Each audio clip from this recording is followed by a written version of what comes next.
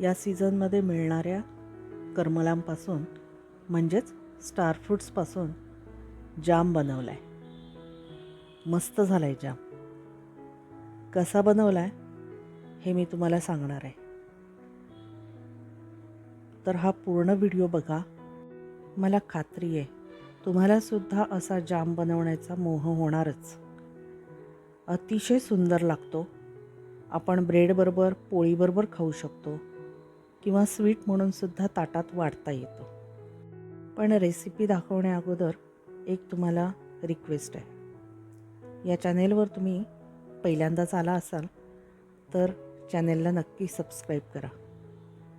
आवडला व्हिडिओ तर नक्की लाईक द्या आणि जास्तीत जास्त शेअर पण करा, कारण मग बऱ्याच जणांना रेसिपीज समजतात. तर चला आपण कृतीकडे वळू. सर्वात पहिला टप्पा म्हणजे ही धुण्याचा.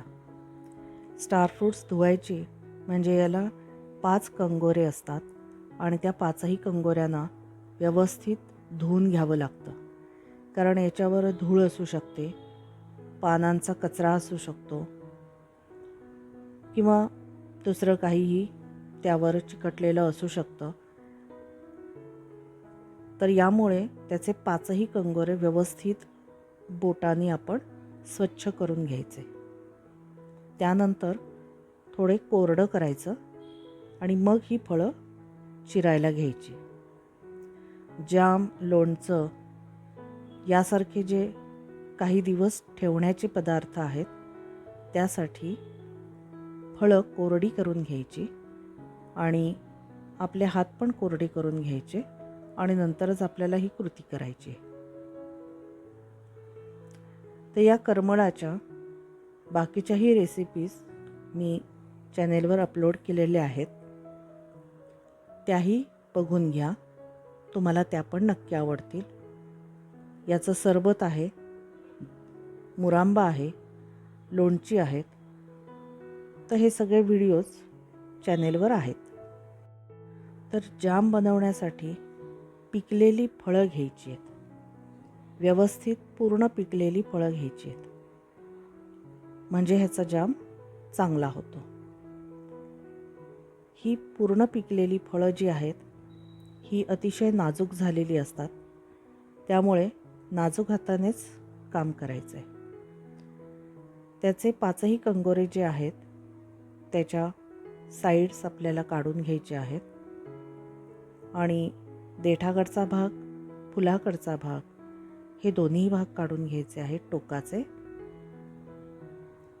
त्यानंतर त्याची प्रत्येक पाकळीसारखा जो भाग आहे हा आपल्याला अशा पद्धतीनं सेपरेट करायचा आहे. यामध्ये बी आहे की नाही हे आपल्याला मुद्दामून उघडून बघावं लागतं, कारण ही बी आतमध्ये असते. आपण स्टार फ्रूटचे स्लाइस कापले आडवे तर पटकन ते दिसू शकतात. पण तुम्हाला तसं कापायचं असेल तर तसंही कापता येईल. अन्यथा अशा पद्धतीनं कापून बिया काढायला हव्यात. आणि बी मध्यभागीच असते असं नाही, कुठेही ती असते. त्यामुळे पूर्ण उघडूनच आपल्याला ती बघायला हवी. उभ्या शिरा कापल्या तर या पद्धतीनं बिया काढणं खूप सोपं जातं, म्हणून मी उभ्या पद्धतीनं चिरून दाखवली. या अशा बिया सगळ्या काढायच्या आहेत. त्याचा काठ काढायचा आहे आणि दोन्ही बाजूचा भाग काढायचा आहे. यानंतर आपली मुख्य कृती सुरू होईल. या पद्धतीनं करत असताना आपल्याला त्या फळाचा थोडासा चीक लागतो. हा चीक लागल्यामुळे बोटं किंवा नखं थोडीशी काळपट दिसतात. तरी पण हाताला तेल वगैरे लावून हे काम करायचं नाही आहे, कारण आपल्याला जाम बनवायचा आहे. तो गोड असतो आणि आपल्याला थोडे दिवस तो ठेवून वापरायचा आहे. हाताला लावलेल्या तेलाचा किंवा तुपाचा नंतर त्या पदार्थाला खराब वास येऊ शकतो. म्हणून असं काही करायचं नाही. आणि ही फळं चिरून घ्यायची आहेत. आता ही मी फळं चिरून घेते सगळी आणि नंतरची कृती दाखवते. यातल्या बिया मात्र आपल्याला सगळ्या काढायच्या आहेत नीट बघून, नाहीतर आपल्याला पदार्थ कडवट लागू शकतो.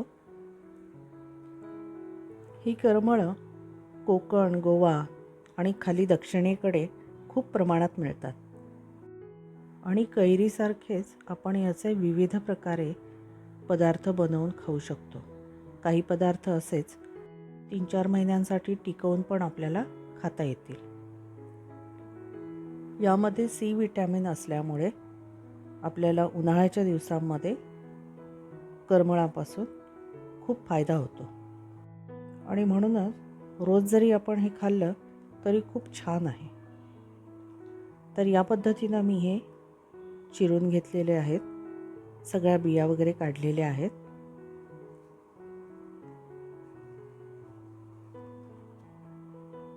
या बिया आणि साईडच्या कडा वगैरे सगळं काढून टाकलेलं आहे. त्याला थोडासा वेळ लागतो. तर चला आता पुढे आपण याचा जाम बनवूया. तर त्यासाठी इथे मी मिक्सरचं भांडं घेतलेलं आहे. चटणी जार घेतलेला आहे. त्यामध्ये 1 वाटी करमळं जी चिरून घेतली आहेत ती घेतली आहेत. आणि यामध्ये साखर घालायची आहे. तर साखर अर्धी ते पाऊण वाटी आपल्याला घ्यायचं आहे. हे प्रमाण ती करमळाची चव कशी आहे त्याच्यावर अवलंबून आहे. करमळं आंबट लागत असतील जास्त प्रमाणात तर साखर जास्त घ्या, आणि गोड लागत असतील, कारण ही पिकलेली फळं आहेत, तर गोड लागत असतील तर साखर कमी घ्या. आणि या पद्धतीनं हे वाटून घ्यायचं. करमळं वाटण्यापुरतीच मी साखर थोडीशी घातली होती. त्यामुळे आता हे जे वाटून घेतलेलं आहे ते कढईत घेतल्यानंतर बाकीची साखर घालायची आणि व्यवस्थित मिक्स करून घ्यायची. आणि हे आपल्याला आता शिजवायचं आहे. तर सुरुवातीला गॅस मिडियम ठेवायचा आणि शिजत ठेवायचा. सतत मात्र हलवत राहायचं आहे, नाहीतर हे करपू शकतं, कारण साखर त्यामध्ये आहे. चिकटलं थोडंसं करपल्यासारखा वास येऊ शकतो, मग तो जाम चांगला नाही लागणार. त्यामुळे हे ढवळत राहायला हवं. हळूहळू ते शिजेल आणि त्यानंतर त्याचा रंग बदलायला पण सुरुवात होईल.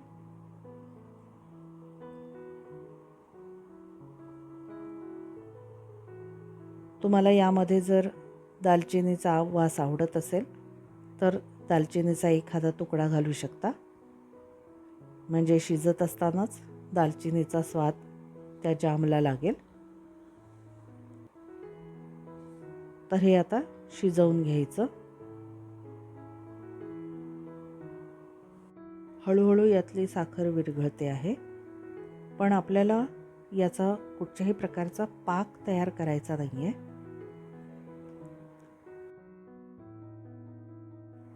हळूहळू साखर विरघळते आहे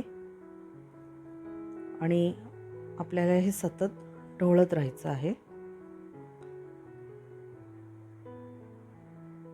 यातले काही महत्त्वाचे टप्पे आहेत ते मी दाखवते, कारण हे शिजवण्यासाठी साधारणतः 20 ते 25 मिनटं आपल्याला वेळ लागतो. तुम्ही बघताय की इथे आता त्याचा रंग बदलायला लागलेला आहे. हळूहळू आणखीन डार्क कलर होईल. अधेमध्ये मोठा गॅस करून तुम्ही शिजवलं तरीसुद्धा चालेल.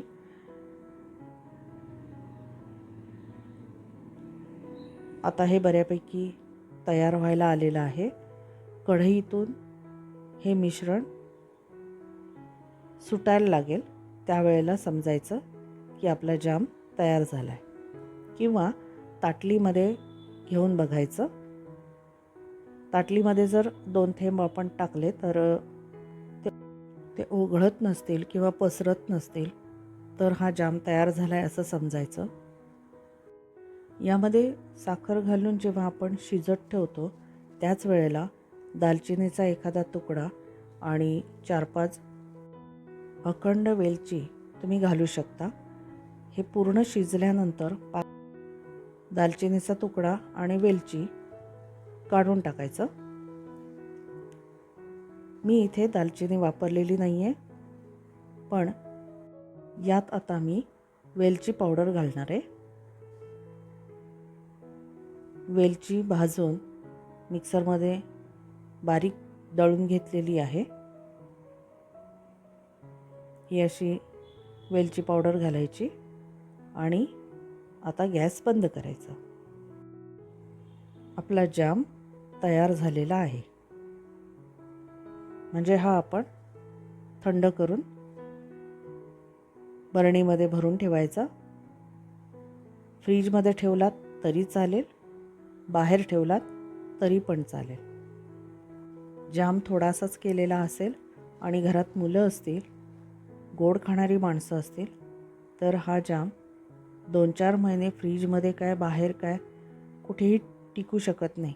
खाऊन खाऊन लगेचच संपेल. इतका सुंदर लागतो. आता हे आपल्याला थंड करून घ्यायचं आहे.